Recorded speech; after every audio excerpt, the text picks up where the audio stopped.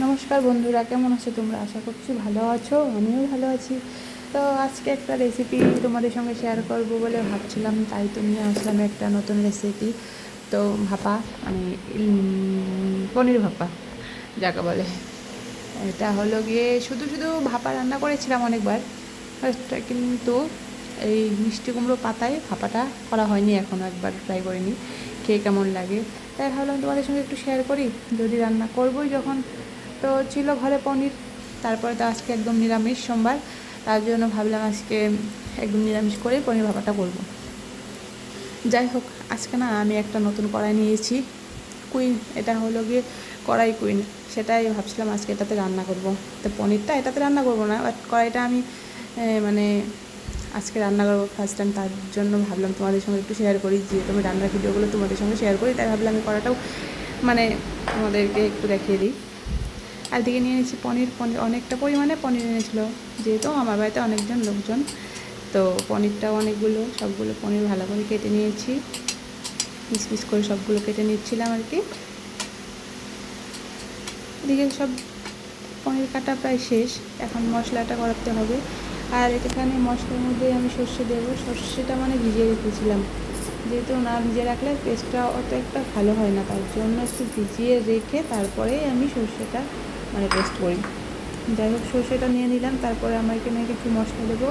আর মশলাগুলো আমি আগে থেকে ভেজে রেখেছিলাম, টমেটো, আদা, কাঁচা লঙ্কা আর জিরে। লঙ্কাটা আমি শুকনো করে ভেজেছিলাম, আর আদা আর টমেটোটা হালকা একটু তেলেই ভেজেছি, হালকা বেশি দিইনি, খুব কম তেলেই ভেজেছি। তো এটা আমি একটু ভালো করে পেস্ট করে নেব, মানে বেশি জল দেবো না, হালকা জল দিয়ে শুধু পেস্ট করবো, শুকনো পাতায় যেরকম বাটলে যেমন হয় ঠিক তেমনি আর কি। তো এদিকে মশলা তো রেডি কমপ্লিট হয়ে গেছে, এখন তো এটাকে এখন মাখাতে হবে, যেহেতু না ভেজে রান্না হবে।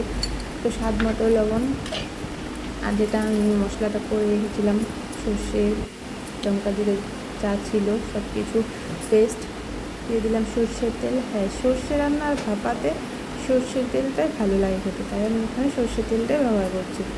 আর দিয়ে দিলাম হলুদ, দিয়ে ভালো মতো এখন ভালো করে মাখাতে হবে, যেহেতু আর এটা তো কষানো হবে না, হাতেই মাখাতে হবে, ভালো করে হাতে মাখিয়ে এটাকে কষানো হয়ে যাবে আর কি, সেরকমভাবেই মাখতে হবে। এখানে দেখুন আমার একদম ভালো করে পনিরটা মাখানো কমপ্লিট।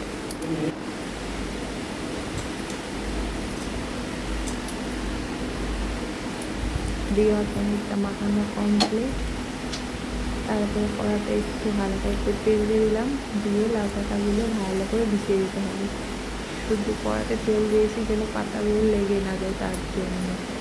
তারপরে পাতা দিয়ে সবগুলো পনির দিয়ে দিলাম, দিয়ে একটা কাঁচা লঙ্কা, হালকা একটু জল দিয়েছি, হালকা মানে শুধু মশলাটা একটু সেদ্ধ হবে তার জন্য। আর দিয়ে দিলাম একটু কাঁচা লঙ্কা, সর্ষের তেল। ভাপাতে সর্ষের তেলটা দারুণ লাগে খেতে, কাঁচা লঙ্কা যেরকম ভালো লাগে সেরকম সর্ষের তেলটাও ভালো লাগে।